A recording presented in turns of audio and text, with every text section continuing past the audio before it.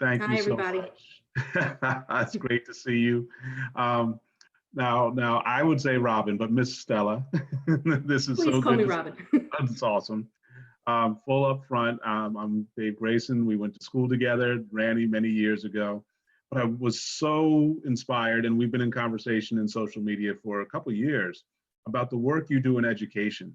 And so I wanted to kind of learn more about it and hear why your work is so important and share that with the people that I know in the area. Oh, thank you. And I'm very inspired by all of your work here as well.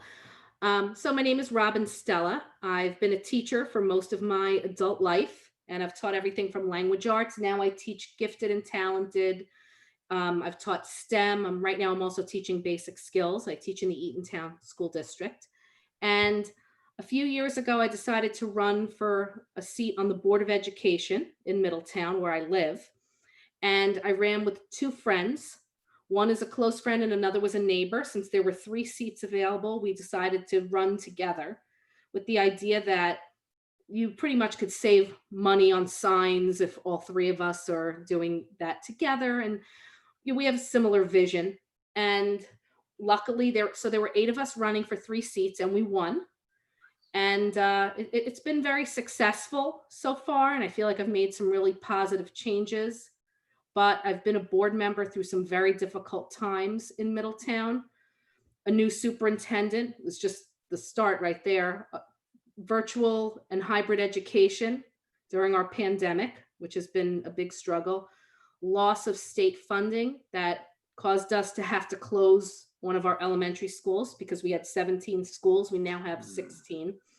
And basically, aging facilities, less money, and I guess I'd call it an enrollment imbalance. The south side of town, the schools are very crowded. The north side, they're a lot more empty. It's leading to large class sizes. So there's a lot of work to be done. Wow. Yeah, no, I've seen some of this in the Asbury Park Press and other outlets, and it's a huge story because in Monmouth County, Middletown kind of sets the tone for a lot of what goes on in the region. So your leadership there and the ability to successfully manage all of those different kinds of questions, that's just a testament to your skill and your vision. And so if you wanted to, tell us a little bit about why you decided to run for the school board and what you've been able to do in that role. Okay, well, I decided to run for the school board because as a teacher, I felt that it's important to have an educator's voice on a school board. And at that time, and well, still, I'm the only teacher on this board of education, and I Mhm. think we need that. Um, my strength is really in curriculum, and I'm the chair of the curriculum committee. I also serve on the special services committee. So I've had the opportunity to expand the curriculum a bit. And but some of the work we've done in terms of special education, we've made some great strides.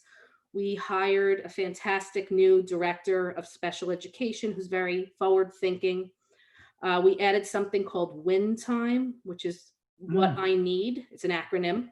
It's okay. basically a flex time within the elementary schedule so that students who need to be pulled out for services or help that they're not being pulled out of the general education environment, so it's more inclusive. So it's a flex time for everyone, but it's really important for it to be used for kids to get whether they need Wilson reading, occupational therapy, speech, so that they're in the classroom with their peers and their teachers as long as possible. Um, Awesome. yeah, so we've been doing a lot of really good things that we're proud of. The hardest part, of course, was closing that school, closing Port Monmouth Elementary School.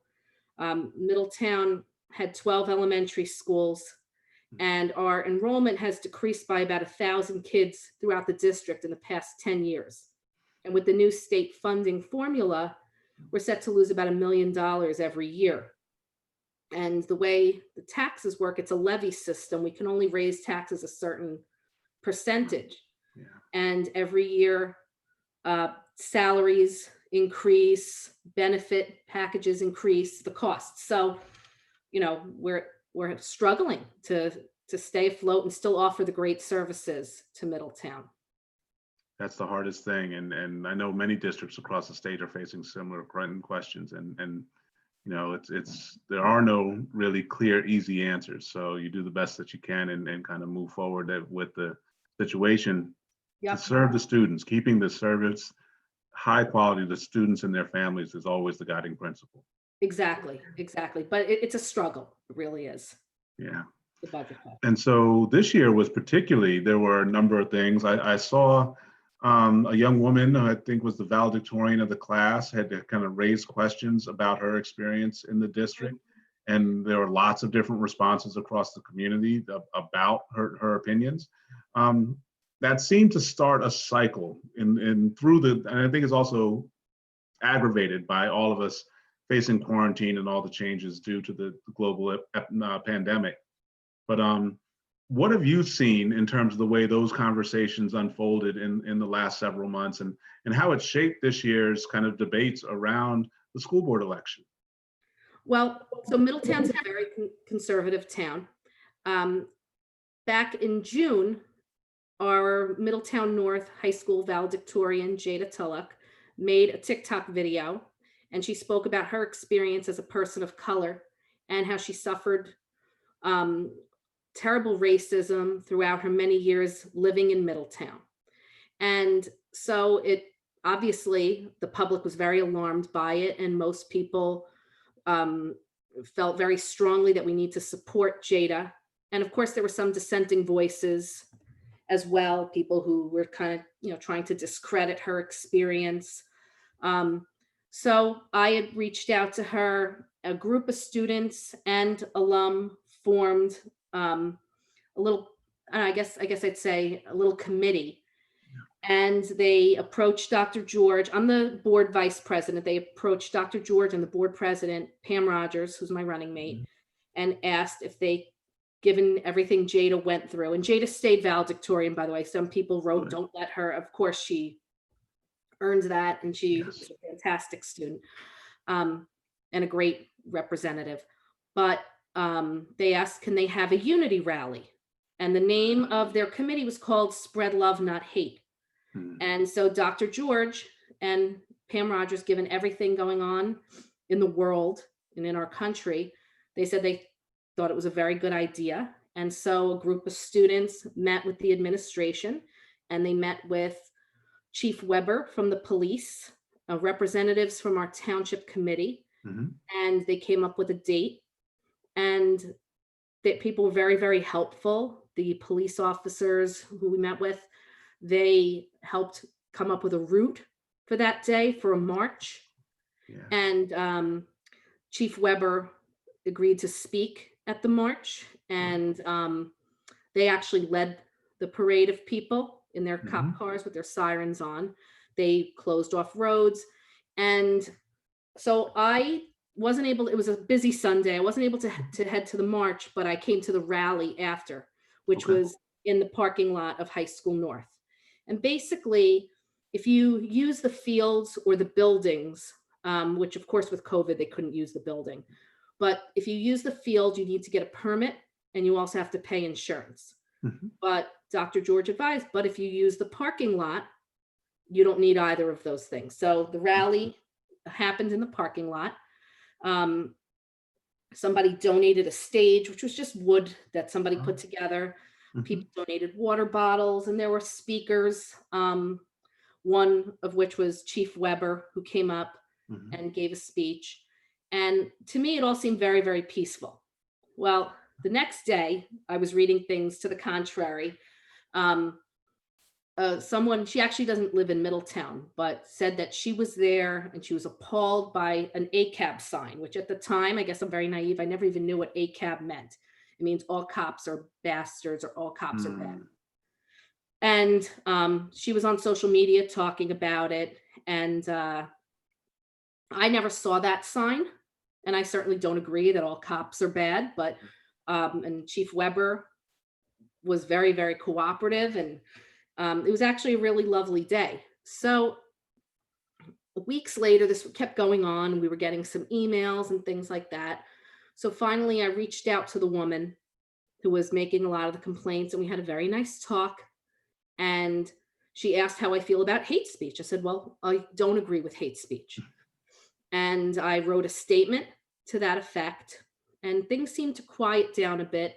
Dr. George put out a statement that while we agree with the students and their right to march, but we never want any hate speech in any direction. Mhm. So things seemed kind of calm. Fast forward when it comes time for us to fill out the paperwork to run for Board of Ed again, suddenly it's a huge crowded field. Mm. 10 Yeah. people are running for the 3 seats. And um, I think a lot of it has to do with the public, a few people who were triggered by that event, which kind of caused this. Yeah. But one other thing that I forgot to mention, in the midst of all that, hundreds of students and alum and parents sent us an open letter asking us to look at the curriculum and try not to change the curriculum, but to expand Mhm. it to include more multicultural literature and different historical perspectives. And so the administration met with groups of students, and there have been some great expansions and some PD for teachers, professional development. Nice. So I feel like it was all very, very positive. Um, and a lot of people turned it into something that was very negative, which is unfortunate. Mm. And that's hard because it is like everything is so charged right now through this year of election, through this year of Yep. pandemic, and with George Floyd and the other men and women who have been killed in Yep. controversial circumstances. It's so hard to remain calm in leadership and to serve the common good that actually helps everybody. But charting that course is really the heart of what I hear when you talk about how you've led, how you've made this difference in this position. And so that's why I wanted to kind of hear from you directly how you Mhm. saw this and where you would like to see it go in the months and weeks ahead. What do you think should happen as we go beyond election day? Well, hopefully I win and my team wins. That would be great so that we can continue. Because a lot of students and parents have reached out and they're happy to expand the curriculum and to read literature from authors from diverse backgrounds, including LGBTQ backgrounds. And um, so a lot of people are happy. Unfortunately, there are some who aren't. There was an incident, I don't know, it made the Asbury Park Press in Middletown. A teacher had a decal on her desk. Did you read about that? I didn't see it. It said something to the effect of love is love, no human is illegal, science is real, Mm, Black Lives Matter. And it became a very controversial um, it became a very controversial issue, hundreds and hundreds of comments on Facebook. mm, So, um, as a board of ed members are non-political. yeah. We don't run under a political party.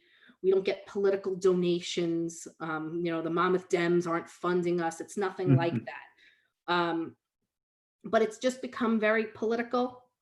Um, some of the people running against us have made like these memes of us and Oh, communist stuff and like all kinds of craziness. But we'll see what happens. And moving forward, I'd like to see some of the expansions come to fruition. For example, we're now offering a new dual enrollment course. I think it's called Holocaust and Genocide. oh, nice. As a school district, we have to abide by state mandates. I'm sure as Yeah. you know that. And there's the Amistad mandate and there's the Mhm. Holocaust mandate, which we've been doing. But it's Yeah. nice to even go beyond. No, And and there's a new one with LGBT plus that yes, they're that's a new moving that as a new mandate. curriculum. Yes. Yep. And that one, I believe, started this year. And it's really teaching about accomplishments of people from LGBTQ backgrounds and also people with disabilities. Yeah. So, yeah, Oh, so there's so much good going on in New Jersey, and we just need folks to find that common ground where it's not about attacking each other and misrepresenting each other, but allowing all of us to have a voice together in our school system. yeah, I really think, when it comes to Board of Education, I do think in the end, people do want to elect people who are education minded. We had many different opportunities to talk about our platform. There were 2 forums. Hmm. They were conducted via Zoom, and we had hundreds of people watching. And we also had a questionnaire from the Asbury Park Press, and then from a local, one of the Facebook pages for parents created this questionnaire. So there were opportunities for our platform to get out there. Will people vote party line because it's become political at this point, and we're in a very Republican town? That might be the case, and we'll see what happens. Yeah. Well, you've made a strong case for what you've done and what you hope to continue to do. And I'm just grateful to Oh, see old friend, somebody doing great work in the community. So thank you for giving us a little bit of your time. yeah, and I love our chats. Whenever something strange is going on in town, I'll always send you like, look at this, you know. But no, it's great to see you after all these years. Don't we look great for 30? Isn't it amazing? It's amazing. Time has Yeah, we passed so haven't. quickly. Yeah. But no, I mean the work that you're doing at Monmouth University is amazing. And so do you have any other questions? No, Hopefully, you covered it. You covered it. That was yeah. wonderful. Thanks. Hopefully, like I said, hopefully I have good news next week. If not, I'll work maybe more in activism, or but I still want my voice heard in education in Middletown. And like I said, I'm doing a lot of work with, I told you earlier, with gifted and talented Hmm. education, working on the state advisory committee and That's a so involved. huge, huge responsibility. And there's so much valuable work to identify children who want Mhm. more challenges. And so thank you for all of it. And I am here for you every day whenever I can help. Well, thank you so much. All right, take care. Thank you. Yes, indeed.